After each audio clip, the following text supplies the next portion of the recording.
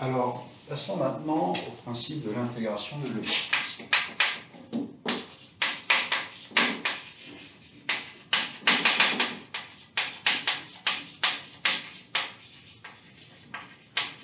Comme pour l'intégrale de Riemann, on commence par intégrer une fonction positive. Et à la différence de l'intégration de Riemann, ce qu'on va faire maintenant, c'est qu'on va couper non pas horizontalement, mais verticalement.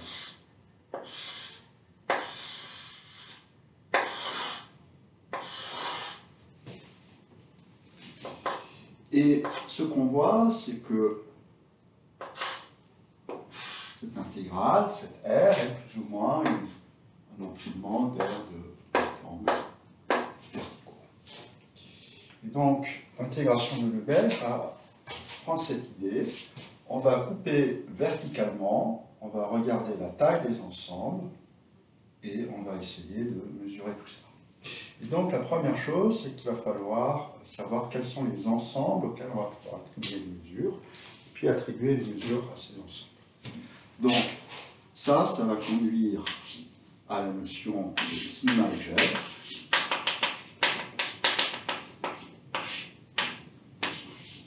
Ou le tribu. Donc, oméga va être un ensemble.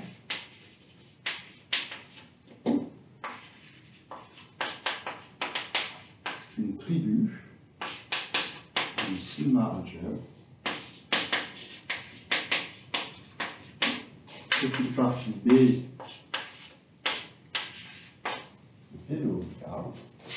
Donc, les éléments de B sont des parties de oméga, telles que on va supposer que le vide et oméga tout entier soit B. La deuxième chose qu'on va supposer, c'est que si A est dans B, alors ils sont complémentaires aussi. Donc, c'est stable par passage au complémentaire. La troisième propriété, c'est que si on a une famille dénombrable d'éléments de B,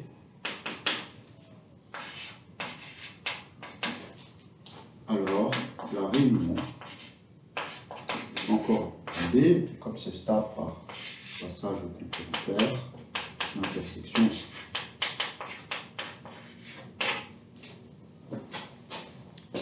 Une fois ceci fait, on sait quels vont être les ensembles qui vont être autorisés ici. Alors là, on a une fonction très régulière qui n'a aucune difficulté. Les ensembles ici se peuvent faire. Donc, si oméga est une partie de RD de ton R,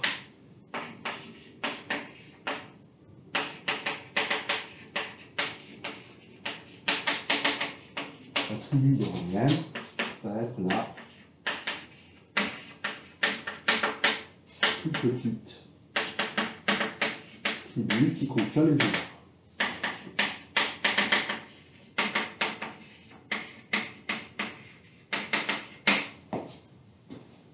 Alors, ce qui est vraiment borélien ne va pas être utile pour nous. Un autre exemple, si oméga égale n, l'ensemble des parties de n va être une tribu.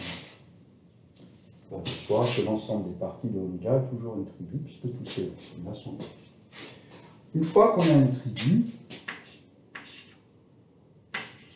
on va pouvoir définir une mesure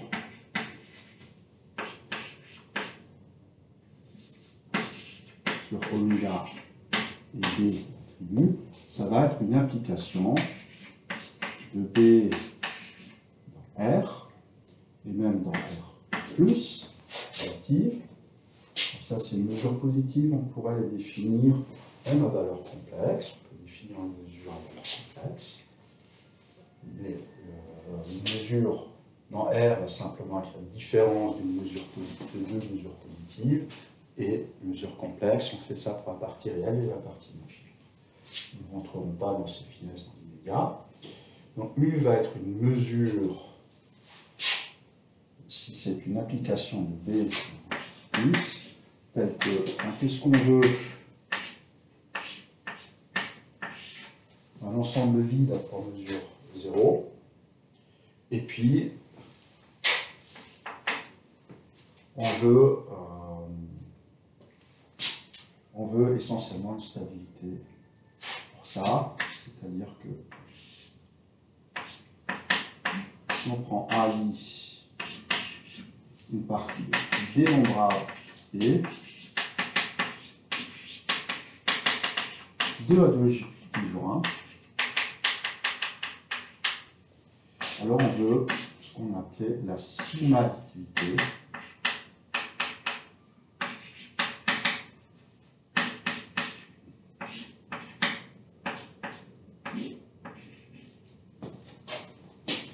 C'est que la mesure de la réunion, c'est la somme des mesures. Alors si vous prenez des AI qui vont être vides à partir d'un certain moment, on a évidemment ça pour les réunions finies. Et c'est une série, mais sauf que c'est une série à terme positif, ceci peut être éventuellement plus l'infini. Alors une fois qu'on a ça, il va être facile de définir l'intégrale.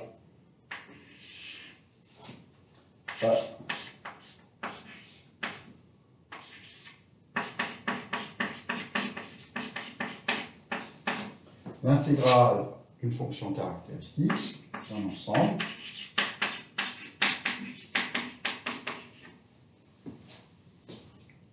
va être simplement la mesure d'un ensemble. Ensuite, on va appliquer la linéarité. On veut que l'intégrale soit linéaire.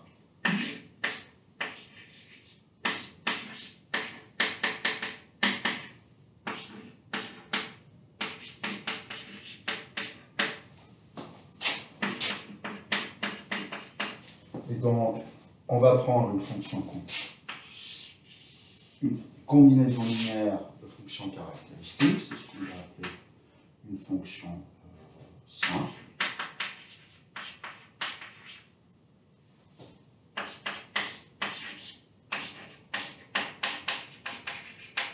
On veut évidemment que ce soit la même combinaison de mu de J.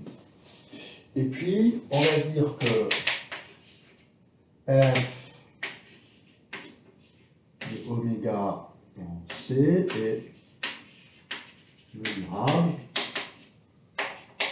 si pour tout A inclus dans C,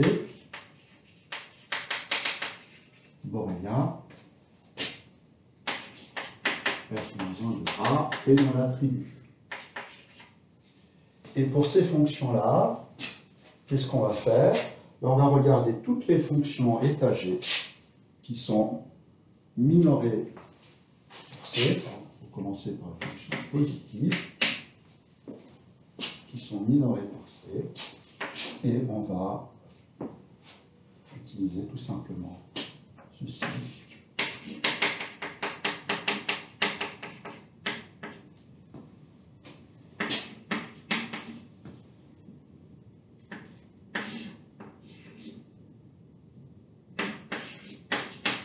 Donc on va prendre le sup de toutes les intégrales de phi sur les phi qui sont plus petits que f, qui sont des fonctions simples. Donc combinaison linéaire de fonctions caractéristiques d'ensemble mesurable. Alors comme on a pris phi positive, c'est pas la peine de prendre des fonctions qui changent de signe, c'est f est positive, ce sup il est éventuellement plus l'infini. Et enfin,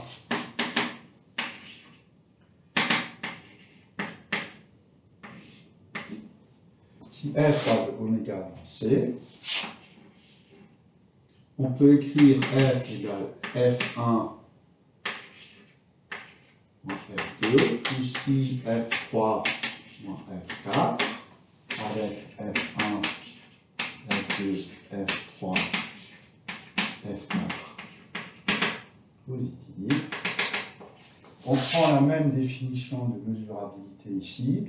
Ça revient à dire que chacun de ces fi est mesurable. Et évidemment, on veut définir l'intégrale de f de mu comme étant l'intégrale de f1 des mu moins l'intégrale de f2 de mu plus i intégrale de f3 de mu l'intégrale de f4 de mu. Et quelle est la difficulté ici? C'est que ceci pourrait être une forme indéterminée, puisque ces intégrales-là pourraient être l'infini. Donc ça pourrait être plus l'infini, moins l'infini, plus ci, l'infini, moins l'infini. Et donc il faut que chacune de ces intégrales-là soit finie pour que cette définition ait un sens. D'où le fait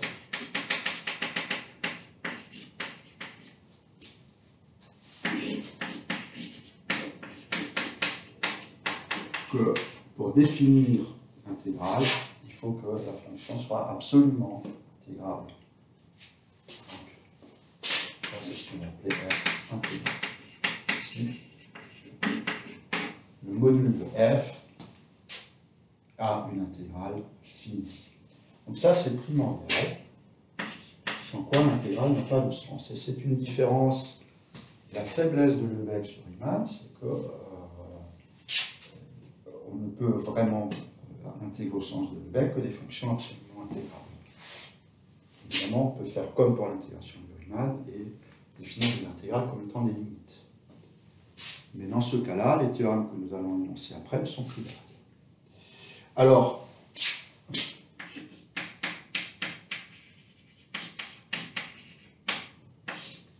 deux exemples. Voilà. Si oméga est inclus dans RD en vert,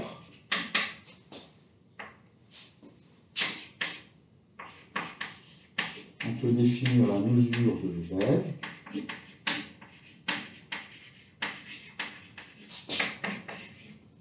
pour l'attribut borélien, chacun pour l'attribut légèrement plus grande. Voilà. Et la mesure de Lebesgue, par définition,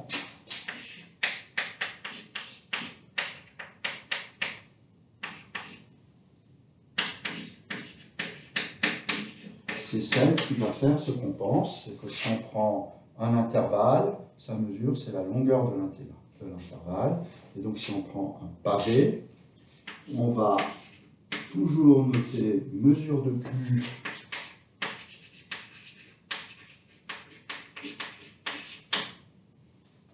comme ceci. L'intégrale de 1 Q dx. Et c'est tout simplement le produit des J moins J. Le produit des longueurs, c'est ce qu'on a. Et la mesure de Lebesgue est essentiellement définie par ceci. Et c'est un point assez subtil de montrer que qu'on peut bien définir une mesure comme ça. Un point que nous n'aborderons pas ici. Si vous voulez en savoir plus, vous pouvez consulter le complexe analysis.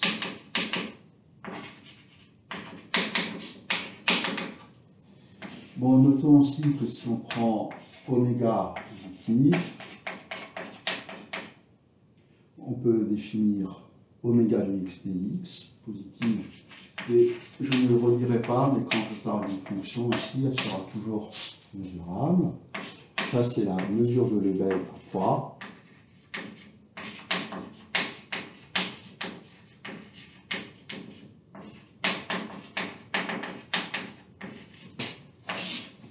L'intégrale de f, donc on va l'appeler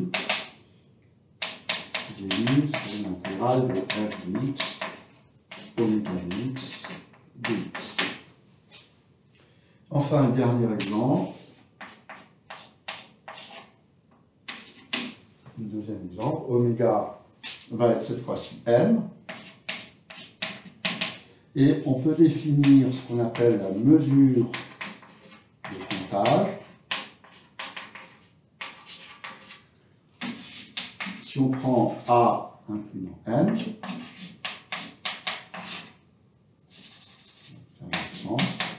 intégrale de 1 A par rapport à la mesure de comptage, c'est le cardinal de A. Donc je noterai également, comme dans le module, il y a un ensemble de cardinal. Si ceci a un sens. Et qu'est-ce que c'est intégré par rapport à cette mesure? Intégrale de oméga de f de x de x. Ben, qu'est-ce que f? F, c'est une fonction de n dans c. À i, on associe f de i, ben, c'est une suite, ce n'est plutôt f de i.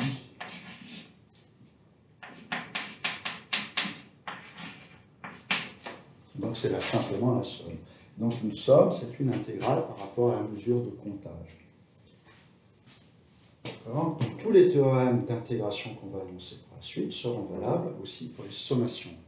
Notre avantage sur Lebesgue, qui distingue de Lebesgue sur Riemann. Riemann distingue vraiment une sommation et une intégration. Dans l'intégration de Lebesgue, il n'y a pas de différence.